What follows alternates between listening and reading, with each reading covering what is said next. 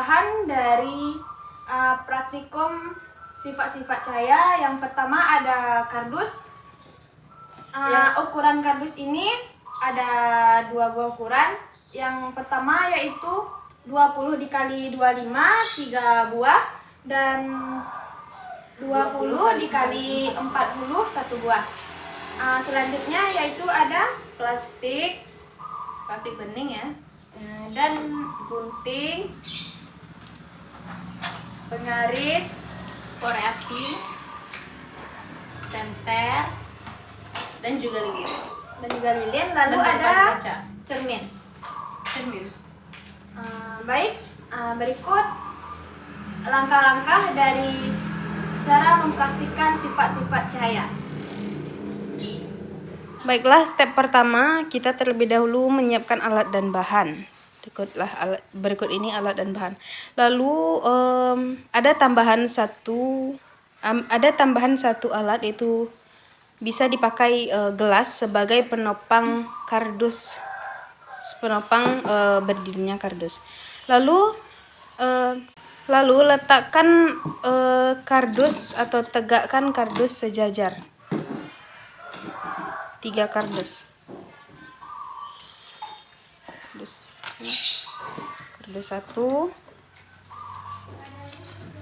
kardus 2, dan kardus 3. Kardus ini berukuran sama, yaitu 20 dikali 25 cm.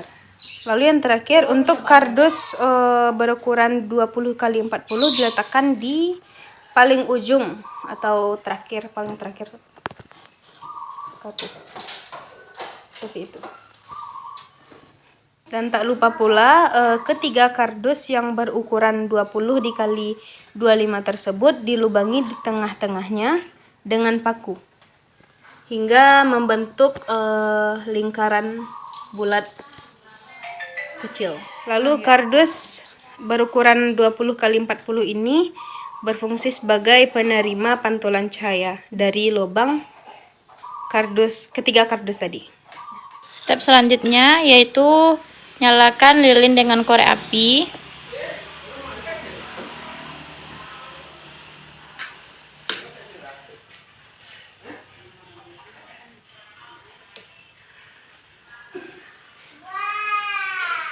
Lalu sejajarkan lilin dengan kardus yang lubangnya telah dilubangi, kardusnya telah dilubangi.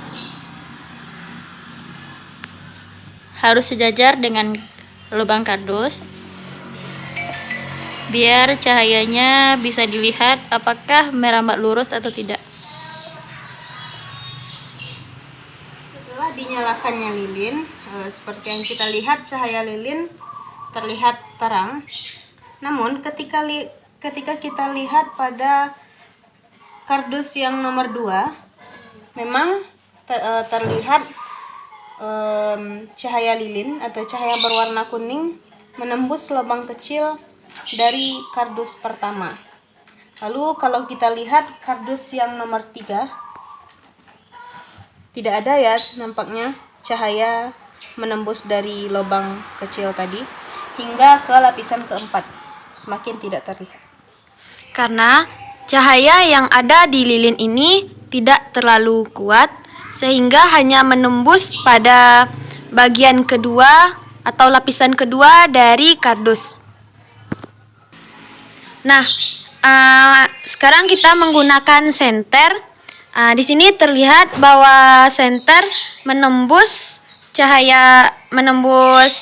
kardus pada lapisan pertama, kedua, ketiga, dan keempat.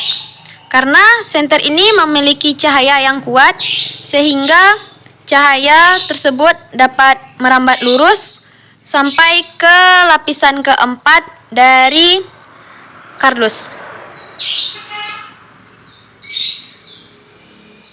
Setelah itu kita membuktikan yaitu cahaya menembus benda bening. Pertama, kita letakkan benda bening atau plastik di atas cahaya lilin. Apakah cahaya itu memantul atau menembus benda bening, bisa kita lihat bahwa pada benda bening cahayanya hanya menembus sedikit karena kekuatan cahayanya sedikit. Karena kekuatan cahaya pada lilin ini sedikit, jadi menembus benda beningnya hanya sedikit yang terlihat. Nah, kami akan menggantikan lilin dengan senter.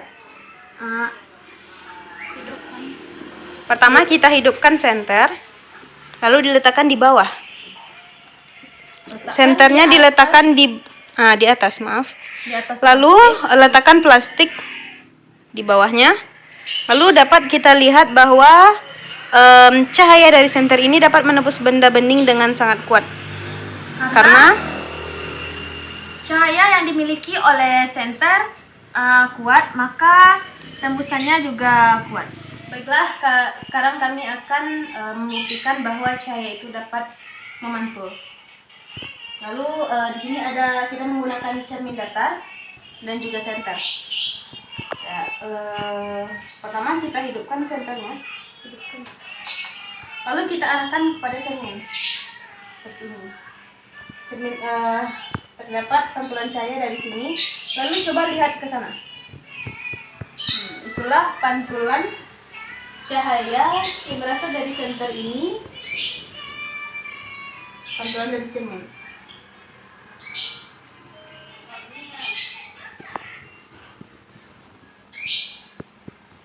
Dari peristiwa tadi berarti dapat kita ambil kesimpulan bahwa cahaya dapat memantul.